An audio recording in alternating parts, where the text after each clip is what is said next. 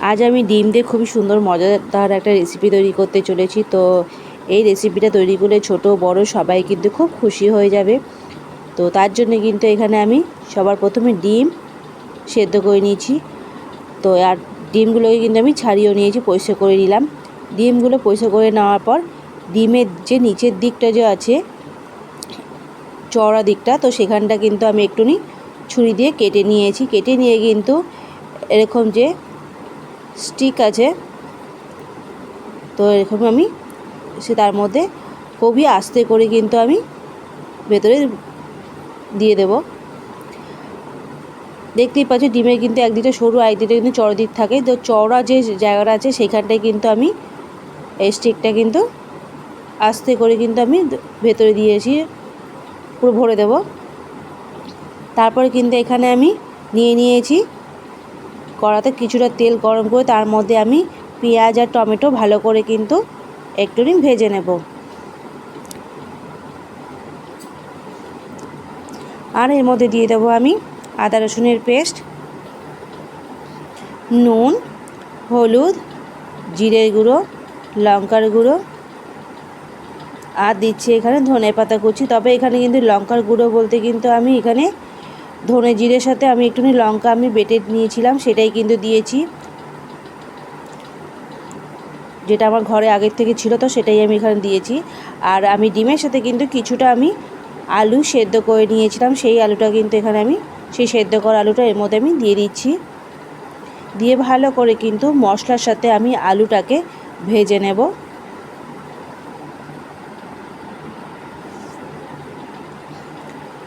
আলু যখন ভাজা হয়ে যাবে তখন সেটাকে আমি নাবিয়ে একটু ঠান্ডা করে নেব, যাতে সেটাকে আমি ভালোভাবে ধরতে পারি।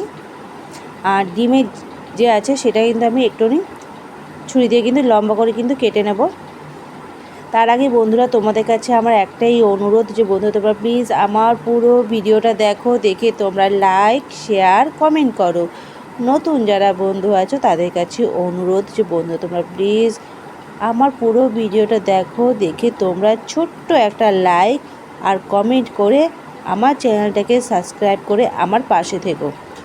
তোমরা যদি আমার পাশে থাকো তাহলে কিন্তু আমি জীবনে চলার পথে একটু উৎসাহ পাই, নতুন নতুন ভিডিও বানাবার কিন্তু একটা প্রেরণা জাগে।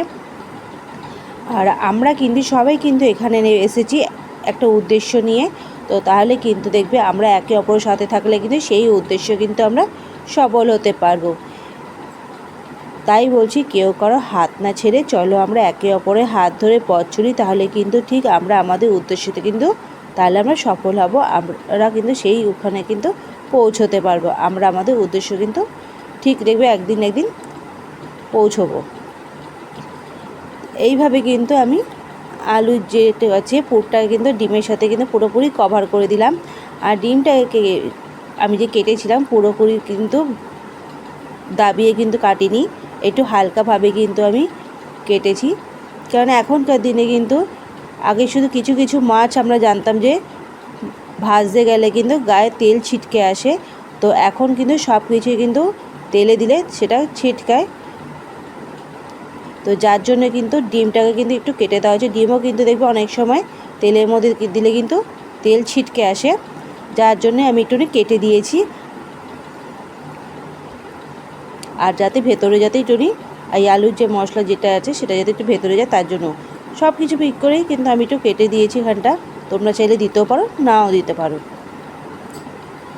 তারপর কিন্তু আমি এরকমভাবে আগের ডিমটার মধ্যে কিন্তু এটাকেও কিন্তু ঠিক একই রকমভাবে আমি আলু দিয়ে কিন্তু পুরোপুরি আমি কভার করে নেব। আমি কিন্তু এখানে প্রথমে 3টে ডিম নিয়েছিলাম, কিন্তু সময়ের অভাবে কিন্তু আমি 3টে ডিম আর করতে পারিনি।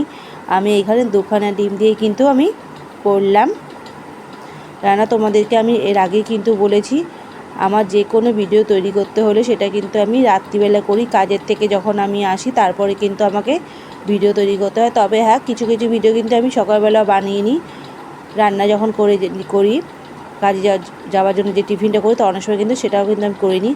তবে সেইটা করতে গেলে খুব দেরি হয়ে যায়, আমাকে কিন্তু তাড়াতাড়ি করে কাজে ঘুম থেকে উঠতে হয়, কাজ শেষ করতে হয়, একটু অসুবিধা হয়ে যায় সকালের দিকে। তো রাত্রিবেলাও কিন্তু যাই হোক আমি এসে এগুলো করি, এই ভিডিও আমি বানাই। তো আজকে আমার অনেকটাই কিন্তু দেরি হয়ে গেছিলো, যার জন্য কিন্তু আমি আর বেশি সময় নষ্ট না করে 2টো ডিম দিয়ে আমি করে নিলাম।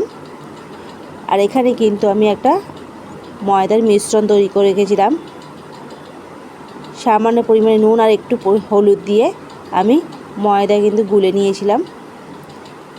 তারপর আমি এইরকমভাবে কিন্তু সেটার ময়দাটাকে মিশ্রণটাকে এর ওপরে কিন্তু ভালো করে আমি গায়ের মধ্যে লাগিয়ে নিয়ে আমি এখানে কিছু টোস্ট বিস্কুট নিয়েছি। টোস্ট বিস্কুটের গুঁড়োটাকে আমি ভালো করে গুঁড়ো করে নিয়েছিলাম।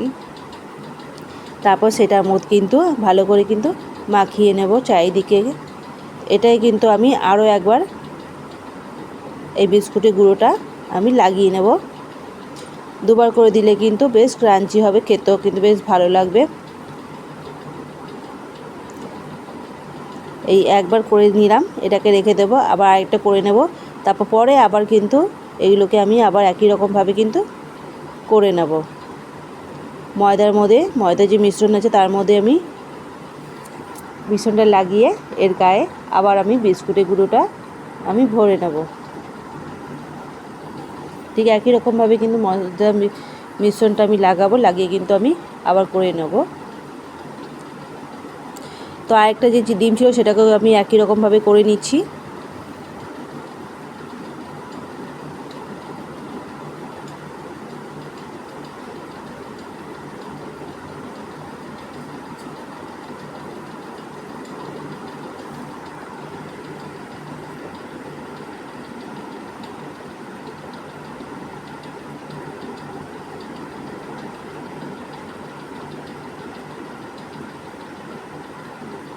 দুটো আমার তৈরি হয়ে গেছে এখানে।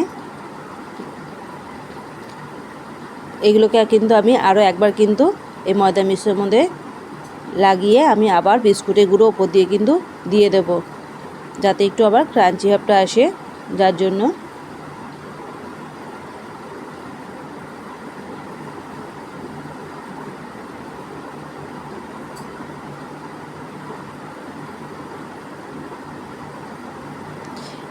এটা আমার আরেকটু করে নিতে হবে ময়দার মিশ্রণটা।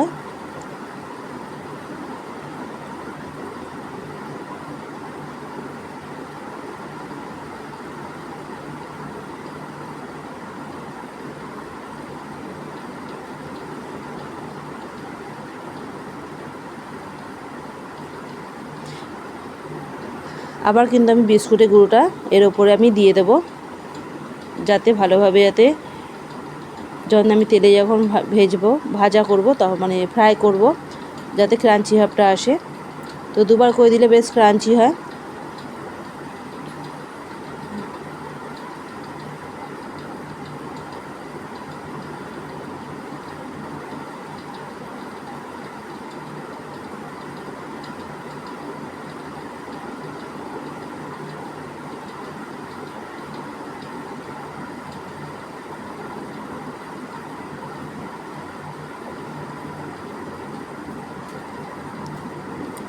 এই একই রকমভাবে কিন্তু আমি আরও একটা ডিম যেটা করেছিলাম সেটাকে কিন্তু করে নেব।